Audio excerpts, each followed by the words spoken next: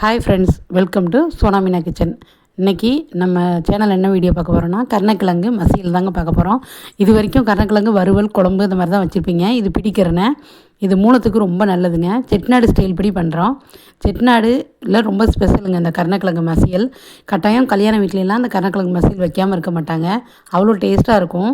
ஒரு வாரம் வரைக்கும் கெட்டு போகாதுங்க. அந்தளவுக்கு நம்ம சுருள வதக்கி எடுக்கிறனால ஒரு வாரம் வரைக்கும் கெட்டு போகாது. தயிர் சாப்பாட்டுக்கு சூப்பராக இருக்குங்க. சப்பு கொட்டி சாப்பிட்ற மாதிரி இருக்கும். இதை ஒரு டைம் ட்ரை பண்ணி பாருங்கள். இதே மெத்தடில் செஞ்சிங்கன்னா சூப்பராக இருக்குங்க.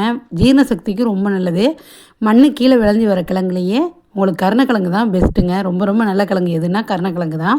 இந்த மாதிரி மண் போக நல்லா கழுவிட்டு அது ரெண்டாக கட் பண்ணிக்கோங்க. கட் பண்ணிவிட்டு ஒரு குக்கரில் போட்டுக்கணுங்க. மண் போக நல்லா கழுவிடணுங்க. அதுதான் கொஞ்சம் நேரம் ஊற வச்சிட்டிங்கன்னா மண் க்ளீனாக போயிடும். அதுக்கப்புறம் தேய்ச்சி கழுவிக்கலாம். நான் கட் பண்ணி இன்றைக்கி போட்டிருக்கேன். முழுசாகவும் வேக வைக்கலாங்க. நம்ம வந்து 4 விசில்லேருந்து 5 விசில் வரைக்கும் விடணுங்க. ஏன்னா மசியல் தான் பண்ண போகிறோம்.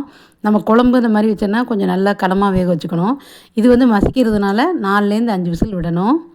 இப்போ நான் வந்து கழுவி எடுத்துக்கிறேங்க. எடுத்துகிட்டு நம்ம தேவையான அளவு தண்ணி வச்சுட்டு கொஞ்சம் உப்பு போட்டு வேக வைக்கிறேன் நான். அப்போ தான் அந்த காரல் ஒரு மாதிரி அந்த அரிப்பு இல்லாமல் இருக்கும் நமக்கு. சுட வதக்கி புளியும் கணக்காக ஊற்றிட்டோன்னா அரிக்கவே அரிக்காதுங்க. கருணக்கிழங்கு சாப்பிடாதவங்க கூட இது சாப்பிடுவாங்க. சாதத்துலேயும் போட்டு பிசைஞ்சு சாப்பிட்லாம். தயிர் சாப்பாட்டுக்கும் சூப்பராக இருக்கும். இந்த வெயிலுக்கெலாம் ஒரு தயிர் சாப்பாடை வச்சுட்டு இந்த மாதிரி வச்சுட்டிங்கன்னா ஒரு வாரம் வரைக்கும் பிரச்சனை இருக்காதுங்க. எந்த வெஞ்சனம் குழம்புன்னு தேடிக்கிட்டு இருக்க வேண்டாம். இது சூப்பராக இருக்கும். ஒரு டைம் ட்ரை பண்ணி பாருங்கள். இப்போ நான் குக்கரில் கொஞ்சம் உப்பு போட்டு மூடிட்டு 4-5 விசில் விட்டு தோல் உரித்து எடுத்துக்கிட்டேங்க. எடுத்ததை நல்லா மசித்து எடுத்துக்கணும். நம்ம கையால் வேணாலும் மசிச்சுக்கலாம். நான் வந்து மேசர் வச்சு நல்லா மசித்து எடுத்துக்கிறேங்க. நல்லா மசிக்கணும். கட்டி கட்டியாக இருக்கக்கூடாது. நல்லா சாஃப்டாக மசிச்சிடணுங்க. மசிச்சுட்டு இது வந்து கொஞ்சம் எண்ணெய் வந்து கூடுதலாக தான் செலவாகும். நீங்கள் நல்லெண்ணெய் வேணாலும் ஊற்றிக்கலாம். ஊற்றிக்கிட்டிங்கன்னா ஒரு வாரம் வரைக்கும் எண்ணெய் ஊற்றி வச்சிட்டிங்கன்னா ஒரு வாரம் வரைக்கும் கெடாதுங்க. அவ்வளோ சூப்பராக இருக்கும். டேஸ்ட்டும் சூப்பராக இருக்கும். ஒரு டைம் ட்ரை பண்ணி பாருங்கள். இப்போ நான் வந்து இது நல்லா மசிச்சுக்கிறேன். நீங்கள் கையாலையும் மசிச்சுக்கலாங்க. 4 விசில் விட்டதுனால கையாலையும் நல்லா சாஃப்டாக மசியும். நான் மேசர் வச்சு மசிச்சு காட்டியிருக்கேன் உங்களுக்கு. இப்போ நல்லா மசித்து எடுத்த பிறகு இதில் வந்து ஒரு நல்ல எலுமிச்சம்பழம் அளவு புளி ஊற வச்சுருக்கேங்க. அதை திக்காக தான் கரைச்சி ஊற்றிக்கணும். தண்ணியாக கரைச்சி ஊற்றக்கூடாது. தண்ணி வற்றி வரதுக்கு ரொம்ப லேட் ஆகும். அதனால் புளி வந்து நல்லா திக்காக கரைச்சி ஊற்றிக்கணும். நல்லா பெரிய எலுமிச்சம்பழம் அளவு புளி ஊற்றுருங்க. அப்போ தான் அந்த அரிப்புங்கிறது கொஞ்சம் கூட இருக்காது. கருணக்கிழங்குல ஒரு விதமான அரிப்பு வரும். நிறைய பேர் அதனாலே சாப்பிட மாட்டாங்க. இந்த மாதிரி செஞ்சு கொடுத்திங்கன்னா அது கருணக்கிழங்குனே தெரியாதுங்க. அவ்வளோ டேஸ்ட்டாக இருக்கும். இப்போ நான் புளி ஊற்றிட்டேன். கொஞ்சம் மஞ்சத்தூள் போட்டுக்கணும். மஞ்சத்தூள், மிளகாத்தூள் 1 ஸ்பூன் போட்டுக்கலாங்க. அப்புறம் மிச்சத்துக்கு நம்ம பச்சை மிளகா தான் போட போகிறோம்.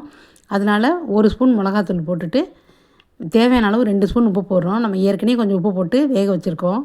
அதை நினப்பில் வச்சுக்கிட்டு கொஞ்சமாக போடுங்க. இது வந்து வீட்டிலேயே அரைச்ச மிளகாத்தூள். நான் 1 ஸ்பூன் போட்டுக்கிறேன். கலருக்காகவும் கொஞ்சம் ஒரு வாசனைக்காகவும் தாங்க இந்த மிளகாத்தூள் நான் போடுறேன்.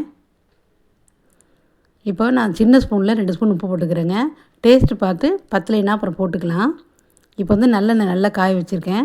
அதில் வந்து கடுகு, கொஞ்சோண்டு சோம்பு, செட்டிநாடு பக்கம் எல்லாத்துக்கும் சோம்பு தாளிப்போங்க நாங்கள். அது மாதிரி இப்போ சோம்பு கொஞ்சம் போட்டுட்டேன். 2 உளுந்தம்பருப்பு போடுறேன். கொஞ்சம் கொஞ்சம் போட்டால் போதுங்க. நிறைய வாயில் வந்து இந்த மாதிரி தாளித்தது வந்து கடிப்பட்டால் சில பேருக்கு ரொம்ப பிடிக்காது. எங்கள் வீட்டில் நாங்கள் அந்த அளவுக்கு தாங்க தாளிப்போம். கொஞ்சம் பெருங்காயம் போட்டுக்கிறேன். அந்த கிழங்கு வந்து வாய்வு, அதனால் கொஞ்சம் பெருங்காயம் போட்டுக்கிறேன். போட்டுட்டு 10 சின்ன வெங்காயம் கட் பண்ணி வச்சுருக்கேங்க நீல வாக்கில், அது போட்டுக்கிறேன். நீங்கள் பெரிய வெங்காயம் இருந்தால் கூட போட்டுக்கலாங்க. ஆனால் சின்ன வெங்காயம் போடும்போது டேஸ்ட்டு சூப்பராக இருக்கும். நீங்கள் வெங்காயம் ஒரு 10-15 வெங்காயம் இந்த அளவுக்கு வெட்டி போட்டிங்கன்னா அங்கங்கே கடிப்படும்போது சூப்பராக இருக்கும். இப்போ வந்து இது நல்லா ஓரளவுக்கு பொரிஞ்சு வந்துருச்சு. அதுக்கப்புறம் 6 பச்சை மிளகா கீறி வச்சுருக்கேங்க. இது உரப்பில்லாத பச்சை மிளகா, அதனால் நான் 6 போடுறேன். நீங்கள் உங்கள் காரத்துக்கு அந்த மாதிரி போட்டுக்கோங்க. நம்ம மிளகாத்தூள் வேறு போட்டிருக்கோம். அதை ஞாபகத்தில் வச்சுட்டு இந்த மிளகா வந்து கணக்கு பண்ணி போட்டுக்கணுங்க. இப்போ வந்து நான் அதில் போட்டு வச்சது எல்லாத்தையும் இதில் கலந்துக்கிறேங்க. ரொம்ப சிம்பிளாக பண்ணிடலாம், சீக்கிரம் பண்ணிடலாம். நம்ம மேக்ஸிமம் சிம்மில் இருந்தால் தாங்க ரொம்ப நல்லாயிருக்கும். சிம்மிலே வச்சு பெரட்டி விட்டு கிண்டணுங்க சுருள. அப்படி கிண்டினா தான் நல்லாயிருக்கும். நீங்கள் டக்குன்னு வேகமாக வச்சு கிண்டணும்னு நினச்சிங்கன்னா அது தண்ணியாக ரொம்ப கெட்டியாக இருக்கிறதுனால அடி பிடிச்சிரும். இப்போ நல்லா ஃபுல்லாக நான் கிளறி விட்டுக்கிறேன். கிளறி விட்டு மூடி வச்சு திறந்து கிளறணுங்க. சிம்மிலே வச்சு கிளறணும். ஒரு 10 நிமிஷம்னாவது இருக்கணும். அடிக்கனமான சட்டியில் வச்சு கிண்டணுங்க.